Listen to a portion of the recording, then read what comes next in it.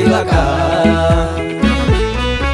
Egaa beekumsi isaan kee qabnee barsiisa daandii haqaa.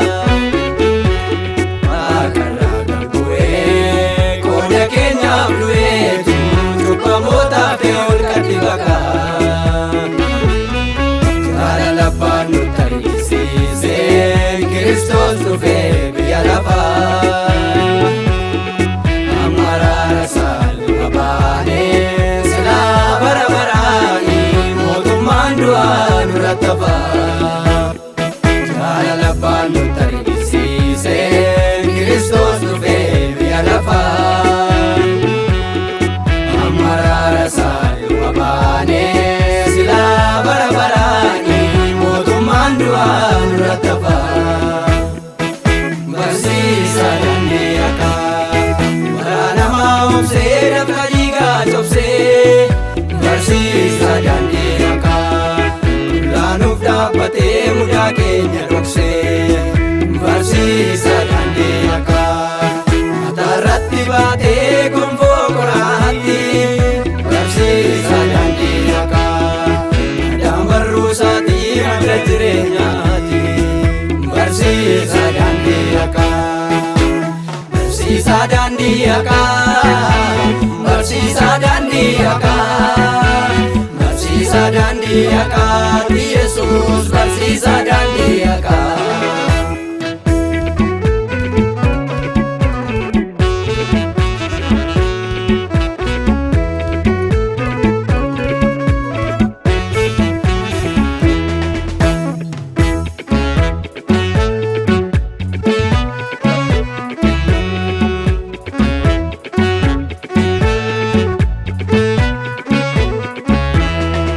Walicha kadhamee arfamee cubbuun keenya balleeffamee utuunni waaqarraa nuun buune nuuf biyyi lafaa gumaa ture. Walicha kadhamee arfamee cubbuun keenya balleeffamee utuunni waaqarraa nuun buune nuuf biyyi lafaa gumaa ture. Araarsa warra gumaa, araarsa warra gumaa, araarsa warra gumaa, nun jiraachisuudhaaf du'eef dhugumaa.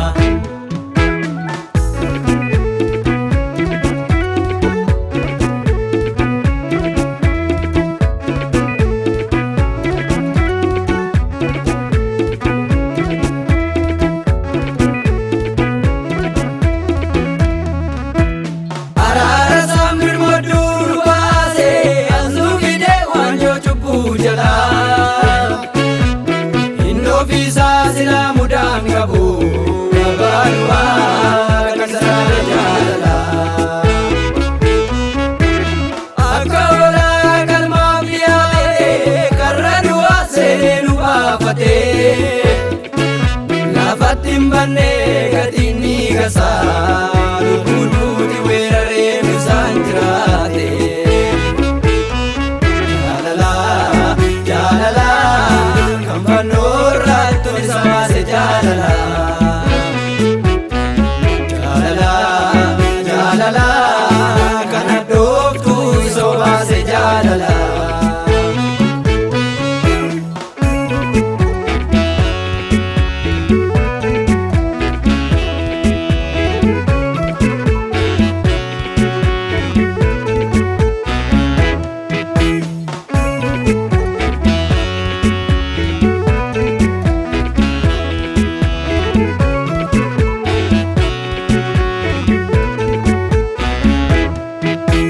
Dadhabbiinsaa gara Golgoota nu dhaabbachiiseem tarree toloota.